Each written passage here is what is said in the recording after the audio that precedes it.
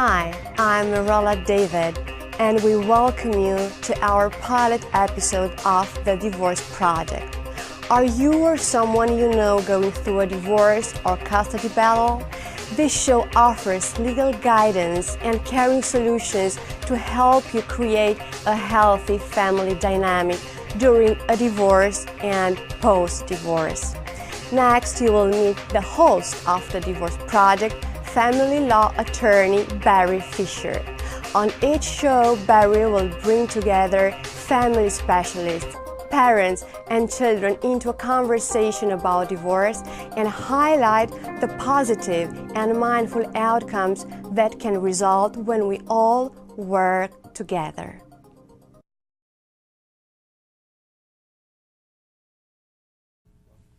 Welcome to the Divorce Project. Thank you for joining us. My name is Barry Fisher. I'm a family law attorney in California. And today's show, we're going to go through the casualties of divorce, which are the children of divorce, and deal with family law divorce and custody and visitation issues. We have two fantastic guests today, which I'll introduce in a moment.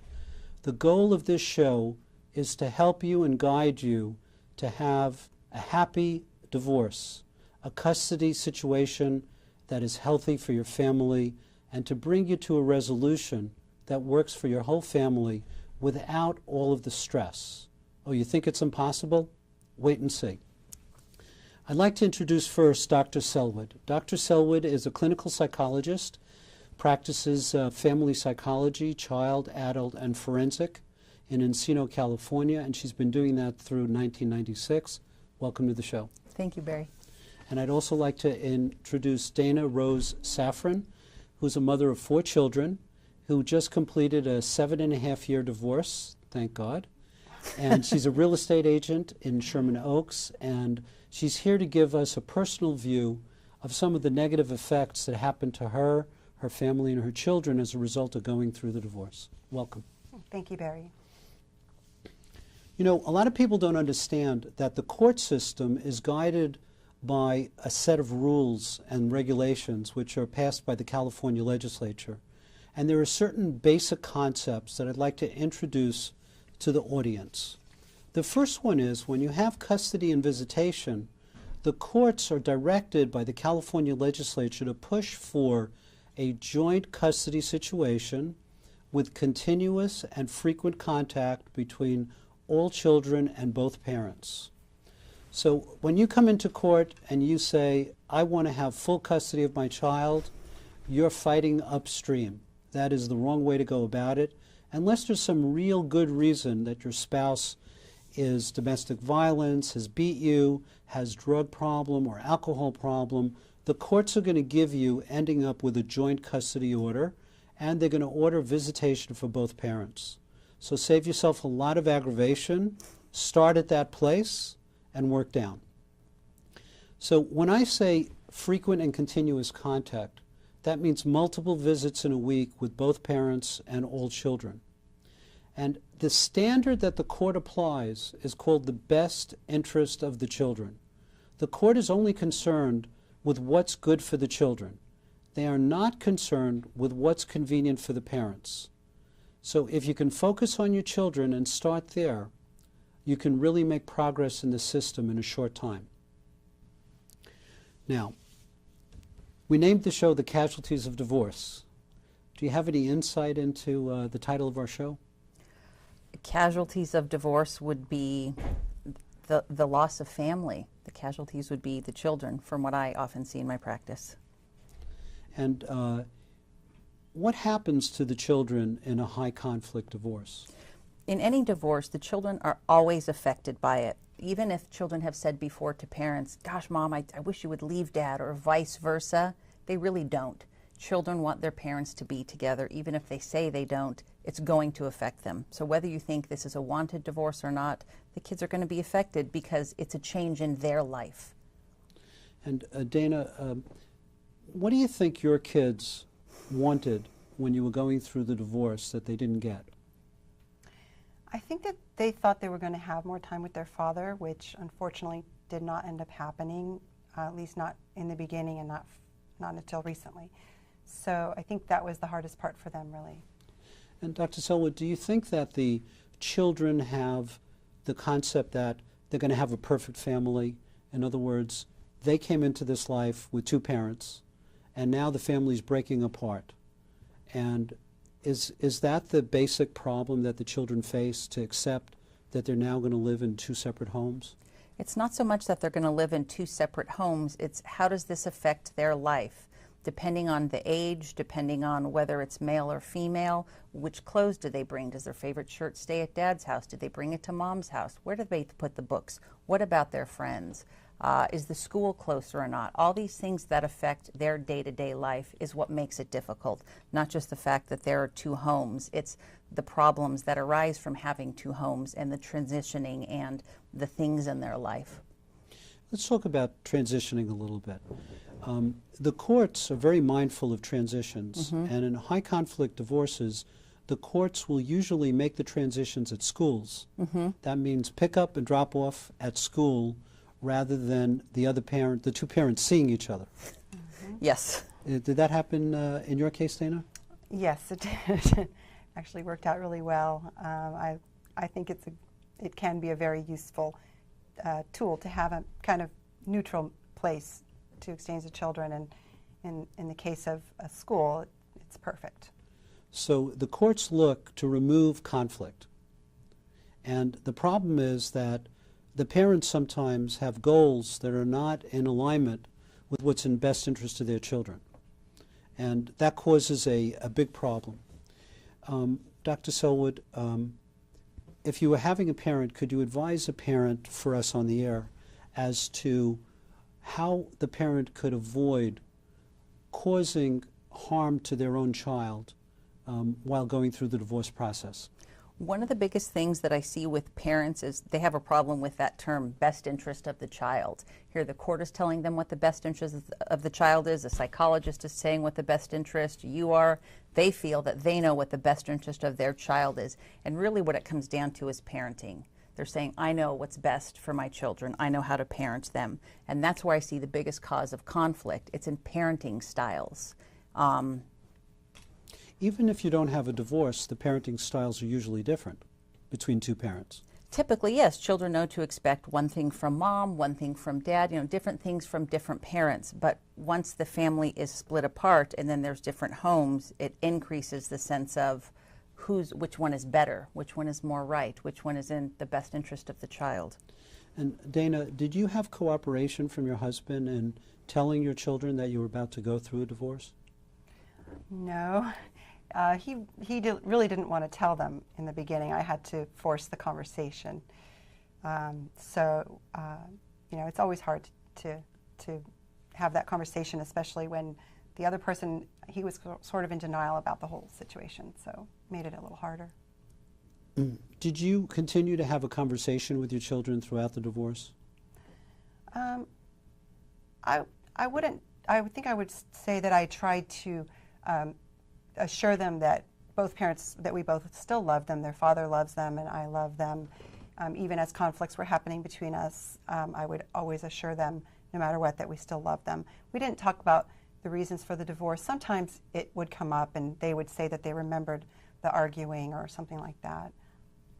And the courts try to advise the parents not to discuss the divorce with their children at all. That when it comes up to telling them what's going on, you're supposed to say something like, your parents discussed it, and this is what we decided, and this is how it's going to be. Or, we discussed it with the judge, and this is the best plan we could come up with, and we're all going to have to compromise here a little bit. And to remove the adversarial aspect of the divorce from the children's lives is the goal. And the problem is that our system, our court system, is an adversarial system. It's set up that way. Mom's lawyer, dad's lawyer has to come to court, and they come to court with the idea that they have to get better for their side. So they end up in a war. And that's not the best way. The best way is for the two lawyers, the two professionals, to discuss with each other how they could come up with a parenting plan that works. Now, what is a parenting plan? A parenting plan is When are the children going to see each parent? When are the transitions going to be? What's going to happen on birthdays, holidays, vacations, school, when the school ends? Who picks them up at school? Who drops them off? And that's what a parenting plan is. So if two people could sit down and work out a parenting plan and give it to their attorneys and say, this is the plan that we think works best for our family, they've done a great service to their family because they've made a plan that works for them. Because the problem is, if they don't, when they get in the adversarial system, if they can't agree, the judge makes the decision. And when the judge makes the decision, most people are not happy with the judge's decision because he's not the parent. He's a substitute party that's going to come in and try to do the best for the children. And he has to base it on limited amounts of evidence. He has to assess the credibility of the parents and the experts that are involved in the case, and he has a short window to do that. So he has to make judgment calls. And hopefully the judge is right, but they're not right all the time. And why put your fate in their hands when you can make a parenting plan that works for your family? And why give away your power and control as well? That's correct. And Dana, since you went through the situation and you went through 7.5 years of litigation, right? You were in court for 7.5 years. That's right. And do you have any advice to the audience about things that you could have done better in the case? I think that people need to, for one thing, I agree with your suggestion to come up with a parenting plan on your own. In our case, we actually sat in, I believe it's called conciliation court. Part of the process was that we had to do that, and we were able to establish that early on in the divorce, which was wonderful. We at least got that out of the way. So that's a great recommendation, very helpful. And then I guess another thing would be if you are faced with selling the house, that can be another big issue of contention in a divorce where one spouse refuses basically to sell the house, and it creates a lot of conflict. And I think people need to remember it's just a house. You know, you can create a new life in a new home. So I think that's another sticking point that people get into. Something helpful that I'll say to parents too is to try to divide the issue of assets and property and children and parenting. When you talk about a parenting plan, that's strictly about the parents and about the pick up and drop off and about the children. But you're right, when it comes to the other issues of property, that's where people like Barry come into. We say sometimes I'll tell kids, I'll say the lawyers are there to deal with the money and those other things. I'm here to deal with your feelings. And we can also do custody plans or parenting schedules with the help of a psychologist as well, and leave the other tough stuff to you. Speaking of the children, in terms of, did the children complain to you about the divorce? Sometimes. And what were they expressing when they complained? Mostly it would be just if they couldn't, if somehow either court or our fighting interfered with something they wanted to do. So then they would have a problem with scheduling issues. Scheduling issues, sometimes financial issues. Did they ever come to you and say, feel that the divorce was their fault? No. They never did that. Did they ever come to you and say, why am I being bounced back and forth between you and your husband? No, we didn't really have that problem. They kind of liked going over there. It wasn't happening enough for them, really, just once a week, which I think it kind of worked out all right because, like Dr. Selwick was talking about, the children going back and forth during the school week in particular, it's very confusing. It's very hard on them, especially when they're younger and they don't have their act together. They don't have, they don't have their math book because it's at mom's and dad's, and it's just very confusing. It's helpful, I think, if people can live close together after the divorce. That's another thing I would pass on to people. And Dr. Selwood, did you have cases where the parents ended up arguing or fighting or even becoming physically aggressive with each other in front of the children? Not in front of the children. because they're told in the court explicitly, do not discuss the divorce. So what I will see is a lot of passive aggressiveness, a lot of comments that are made to put the other parent down, which children pick up on, and that's probably one of their biggest complaint. Even though the one parent isn't tacitly saying something, it's implied that, you know, that was your dad, wasn't it? And, you know, I think after doing hundreds of divorces, I've noticed that when I meet the children, they're sad. They're not as happy as they were before the divorce started. And I think they want the divorce over as soon as possible and as quickly as possible. And parents have a problem, because what happens when a relationship breaks down is people feel rejected, betrayed, and they come up with their anger, and they're vengeful, and they want to get even, and they're not acting in a rational way.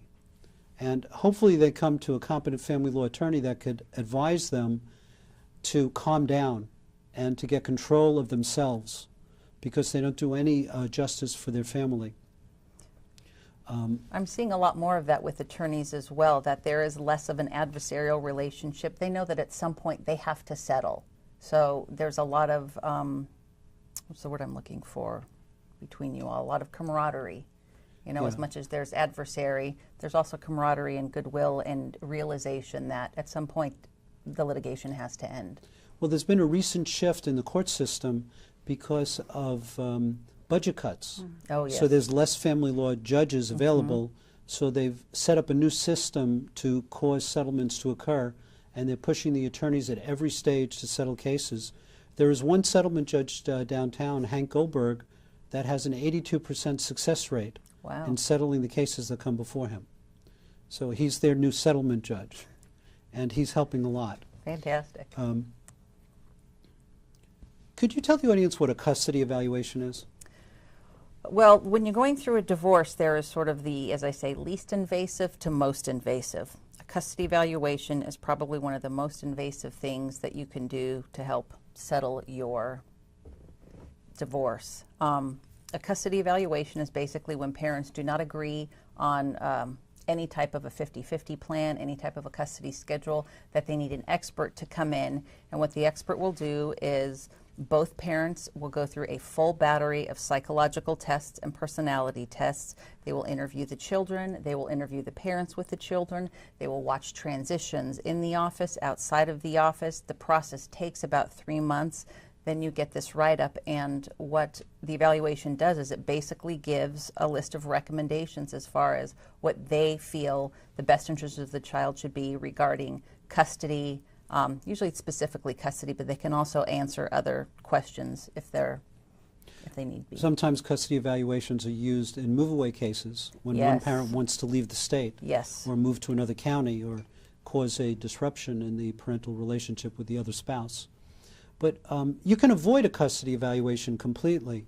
I have to say, the kids that I've spoken to that have gone through custody evaluations, they hated it. They resented it. This stranger is inquiring into their lives and asking them questions, and then they feel they have to take sides because they have to say how I am with one parent or how I am with the other, and it causes a great inner conflict. So if you could avoid a custody evaluation, you should.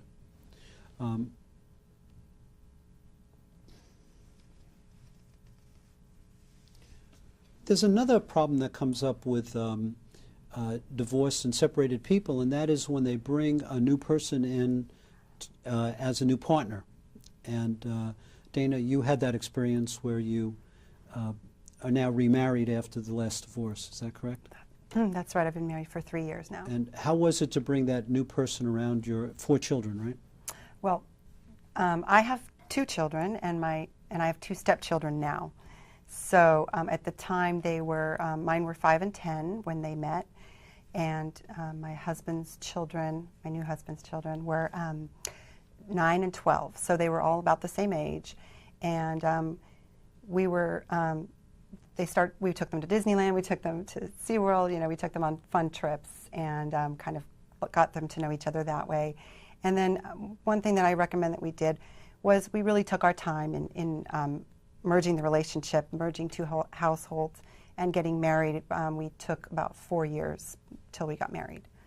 So I think that's very helpful to have the kids have that transition time. And have you seen that in your practice also with bringing a new partner around? 4 years is exemplary. That's fantastic. hard. Usually I will say, do not introduce somebody into your children's life until minimum of 3, I like to say 6 months, because at 6 months you know whether it's a serious relationship or not. And what you don't want to do is have your child become attached to someone and then have to experience another loss when they're out of their life. But children at some point, if there is someone serious, they will find out, depending on the older they are. Children are snoopers. They just want to find information, they'll look. So at some point between that 3 and 6 months, if it is serious, to tell them about it, but follow their lead. Are you ready to meet him? Are you ready to meet her? Where would you like to meet? In a neutral place, not at anyone's house, and kind of like I always say, follow the children's lead. I have a family actually that I'm working with where the mother is seeing someone very serious, and the girls were so excited to meet him, and they talked on the phone, and then the day before they said, no, we don't want to meet him. And they said, that's okay, whenever you're ready. And it really made them feel like they had some control, because children's biggest fear is that they're going to lose their parent, they're going to lose their mom or dad to someone else, and that as a parent you're going to love their children more. If there are other children. And another big fear that children have is, what if there's a new child brought into this relationship? And when you say lose, lose attention, lose affection, lose love of the parent, because the parent will be giving it to the new partner. Absolutely. That's zero-sum thinking. There's very finite, typically, until the brain is developed. It's, with kids, it's black and white. There's a lot of love, if there's not. If they're giving half love to them, then that's only half love to me. And also time. Yes. If the time is taken up by the new partner, the kids really feel neglected. Even if they were just sitting around home watching television, kids will say, you were not spending enough time with me. But we were just watching TV. But it's just the fact of being home. And it's being aware, though, it's more about the change. And what about, what should parents do if they're newly divorced and the kids are acting out or showing that they're not doing well in school, or looking depressed? Do you have any recommendations for the audience about what parents should do? Well, be aware of your child's feelings and know that the divorce is going to affect them. One of the ways, if they're not verbalizing it, is you will see it in decline in school grades. You'll see it in sort of a flattened affect, like you're saying, a sadness, an isolation, a withdrawn. Don't be afraid to talk about it with them. Empathize with the feelings. I can see that you're being sad. Can we talk about it right now? What's going on? Sometimes kids also don't have the words, that they don't know what's going on. So if you can talk to them about it, is it the divorce? Is it the change? What's going on? Try to, help them with the words, help them with an emotional vocabulary. I'd like to give the audience an insight. When the court is analyzing what to do about the children, and they receive these declarations, which are basically testimony in writing that says, well, when my child comes back from the visitation, they're upset, they're angry, they have a mark on their face, something's happened over at the other spouse's house. And the courts look at it and they say, well, let's figure out what's going on here, because we have 2 different stories. They always have 2 completely different stories that the court has to figure out. So what they do is they try to eliminate whatever problems there are that are occurring to the children first, and they try to control the parent's behavior.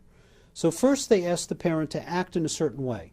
If the parent can't do that, then the parent's going to have less time with the child. So if you're having difficulty going through a divorce, go get some therapy for yourself. Go talk to a professional. Work it out with yourself so that you can work better with your child and your spouse. Because the quicker that you get to the place that you're able to co-parent, the better for your children and the healthier for your children. And you'll see them smiling. I think getting to a place of co-parenting is really ultimately the goal. Like you said, it's getting through the divorce. That's kind of the adult process. You have your own process of grief and loss and and all those stages, but you've got children that you've got for the rest of your life, and they feel like I am half of mom and half of dad, and if they could get along, that would make me feel whole. And you know, it's very interesting. Clients come in and they say to me, how much is the divorce going to cost? So I say, well, it depends upon you. So if you want to sit down at the table and write up a settlement agreement, we could do it very economically. If you want to fight for the next 7 years, a couple of $100,000. So it's really up to the parents to make the decision about how things are going to work. It's in their control, it's in their ability to do. And you should select an attorney that has family law experience, that can guide you through the process, and you can avoid the pitfalls as you go along. So now the children are grown up, they're over 18 years old, and they're making it the way in their lives. And tell me, do you see cases where what happened in the divorce has still affected them and is still continue to affect them as adults? Absolutely. Well, it will affect them for the rest of their life as they go through, you know, the developmental period that we do in our 20s. We sort of look back to the past to see how did that shape us. And kids will go through this, you know, gosh, what if they were still together? How would my life be different? Particularly when they're having difficult times. They'll tend to blame the divorce or blame the parents. So be prepared for that. It's just a way of understanding themselves. You know, they do that should have, could have, or would have. But at some point, typically in their 30s, they will get to a place of this is the way it is, and I wouldn't have been where I am, and I wouldn't have been me if it had happened elsewhere. And as they have their own experiences, they'll eventually understand the why about a divorce. I want to thank you both for being here on this show, the pilot project of the Divorce Project. And audience, thank you for being here. We hope to see you next week. We thank you for tuning in and invite you, our viewing audience, to participate in next week's conversation. On the Divorce Project, our goal is to help bring you the healthy outcomes that your family deserves. Please email your questions to team@thedivorceproject.com or call us directly at the number on your screen.